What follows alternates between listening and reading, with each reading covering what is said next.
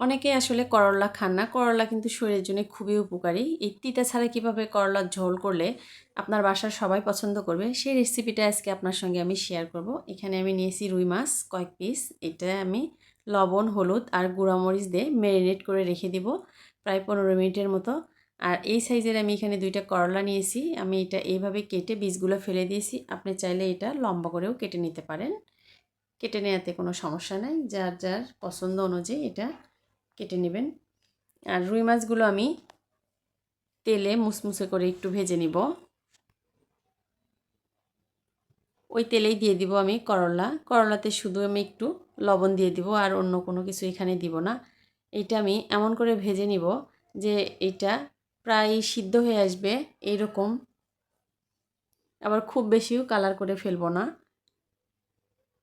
করলা যেরকম ভেজে আমরা খাই ওই রকম মুসমুসে না, একটু নরম নরম হবে। ওই অবস্থায় আমি এটা উঠিয়ে রাখবো। এরকম করে করলা রান্না করলে দেখবেন যে বাসার সবাই আপনার করলা রান্না খেয়ে প্রশংসা করবে যে কিভাবে তিতা ছাড়া এইভাবে করলা রান্না করলে। ওই তেলেই আমি 2টা আলু নিয়েছি, একটু লবণ আর একটু হলুদ দিয়ে আমি আলুটা ভেজে নিব। আলুটাও এমনভাবে ভাজবো যাতে আলুটা প্রায় সিদ্ধ হয়ে আসে, এইরকম করে ভেজে নিব।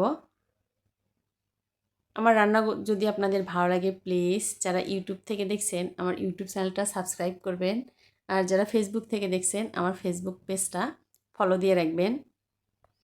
আমি একটা পাতিলে তেল দিয়ে ওখানে দিয়ে দিলাম পেঁয়াজ। করলার তরকারিতে পেঁয়াজ একটু বেশি পরিমাণ দিলে কিন্তু এইটার তিতাটা থাকে না। তাই অবশ্যই চেষ্টা করবেন করলার তরকারি রান্না করলে পেঁয়াজের পরিমাণটা একটু বেশি দিতে।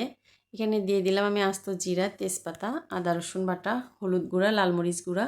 এগুলো একটু মশলার সঙ্গে আমি ভেজে দিব। দিয়ে দিলাম স্বাদ অনুযায়ী লবণ। তেলের সঙ্গে একটু শুকনো মরিচ ভেজে নিলে তরকারির কালারটা কিন্তু সুন্দর আসে। আমি হালকা একটু ভেজে নিয়ে তারপরে কিন্তু এখানে পানি দিয়ে দিলাম যাতে মশলাটা পুড়ে না যায়। যদি আগে একটু মরিচটা ভেজে নেন দেখবেন যে তরকারির কালারটা কিন্তু অনেক সুন্দর আসে। মশলাটা যখন ভালো করে কষিয়ে নেওয়া হবে তখন আমি এখানে দিয়ে দিব ভেজে রাখা আলু আর করলা। এটা দিয়ে আমি মশলার সঙ্গে বেশ কিছুক্ষণ একটু কষিয়ে নিব। প্রথমে এখানে কোনো পানি ব্যবহার করব না। মশলাটা যত ভালো করে কষাবেন রান্নাটা খেতে তত ভালো লাগবে। ভালো করে কষিয়ে নিয়ে এখানে দিয়ে দেব ভেজে রাখা মাছ আর সামান্য একটু গরম পানি। এই পানিটা দিয়ে আমি কিছুক্ষণ এই সবজিগুলো ভালো করে কষিয়ে নিব। বেশ কিছুক্ষণ আমি এইভাবে রান্না করব। আমি কিন্তু প্রথম থেকে শেষ পর্যন্ত এই করলার তরকারিতে কোনো ঢাকনা ব্যবহার করব না। অবশ্যই আপনি ঢাকনা ছাড়া রান্না করার চেষ্টা করবেন।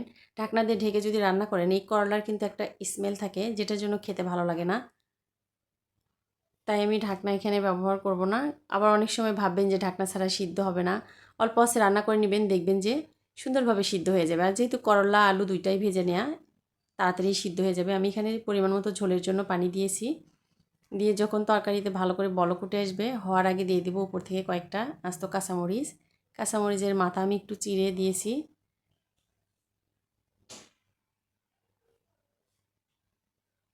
এই রকম তরকারি দিয়ে আপনি নিমিষে 1 প্লেট ভাত তৃপ্তি সহকারে খেয়ে নেবেন।